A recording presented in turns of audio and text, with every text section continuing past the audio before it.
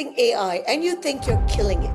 You're prompting, you're creating images, you're brainstorming, you're writing emails, you're analyzing documents. And then someone comes up to you and says, you're probably using only 5% of AI. And you're like, wait, what? Because honestly, it already feels really powerful. But here is the truth, the real truth. Most people are still using AI like a chatbot, or they're using it like a search engine. The real power of AI comes when AI becomes your assistant, your researcher, your organizer, your strategist, your workflow engine.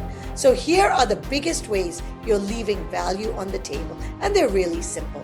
Number one, stop using AI session by session. Most people treat AI like Google. They ask a question, they get an answer, and they leave. Whoa, wrong approach. The best users build context. They upload your writing, your notes, information about yourself, frameworks, research, and your goals.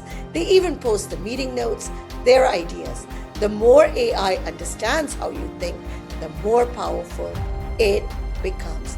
That is when AI stops feeling generic and starts feeling like a real partner. Number two, stop doing everything yourself.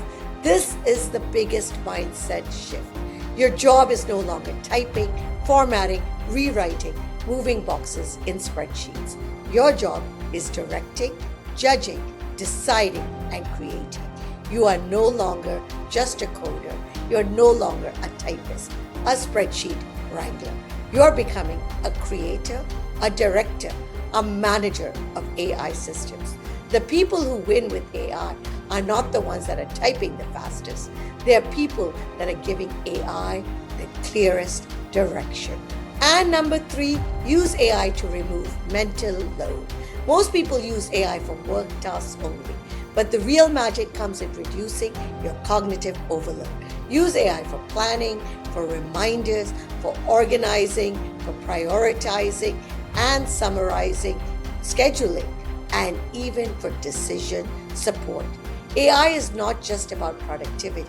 It's about freeing up your mental space. This is its real superpower. Number four, organize your personal knowledge.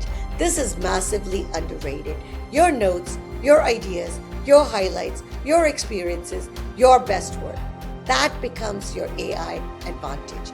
People who recognize their personal knowledge today will have dramatically more powerful AI systems tomorrow. Your future AI works better when it understands how you think, what you value, and what good work looks like to you. And at number five, people still underestimate speed.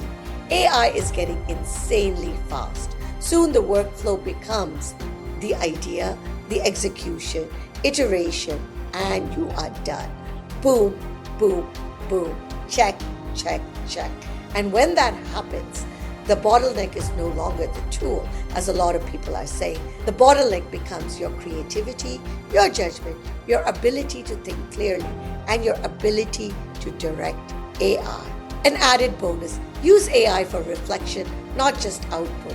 Most people ask AI, write this. Smarter users ask, what am I doing wrong? What should I stop doing? What patterns do you notice? What can I improve? That is the next level of AI usage. AI is not just a generator. It can become your coach, a mirror, a strategist, a thinking partner. And honestly, that may become more valuable than content generation itself. So here is the bottom line. The future belongs to people who learn how to work with AI deeply, not casually, not occasionally, not as a toy. Because the biggest shift happening right now is this. AI is moving from becoming a tool to an operating layer for your life and your work. And most people have not realized it yet.